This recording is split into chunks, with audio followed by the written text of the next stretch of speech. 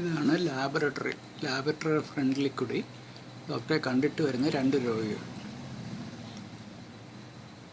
Main റോഡിലോട്ട് തിരിഞ്ഞു പോകുമ്പോൾ വാതിൽക്ക കാവൽ നിൽക്കുന്ന പെൺകുട്ടി ഇതാ വിളിച്ചകത്തോട്ട് വിളിച്ച് കയറ്റി അവരുടെ കയ്യിലിരിക്കുന്ന പ്രിസ്ക്രിപ്ഷൻ വാങ്ങിക്കുന്നു.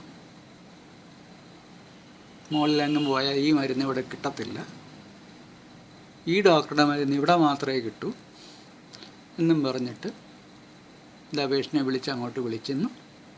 അവിടെ നിന്ന് മരുന്നിൻ്റെ പ്രിസ്ക്രിപ്ഷൻ പേപ്പർ വാങ്ങിച്ച് ഈ കുട്ടിയാണ് ഇനി പരിശോധിക്കുന്നത്.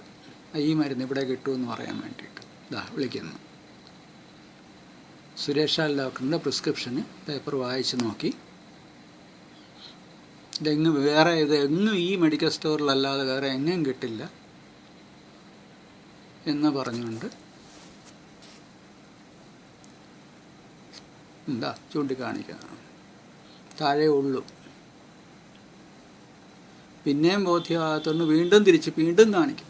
അടുത്ത വീണ്ടും വാങ്ങിച്ചിട്ട് ഇതിവിടെ കിട്ടത്തില്ല, ഈ മരുന്ന് ഇവിടെ കിട്ടും.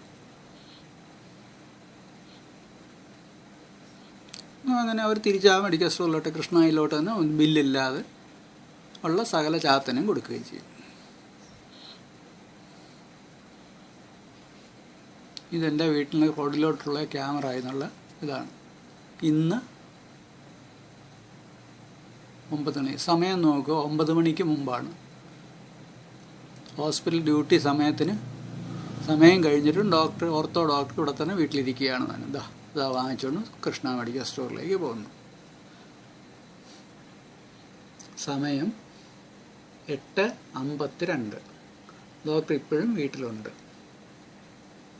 ഇന്ന് 22/3/2016.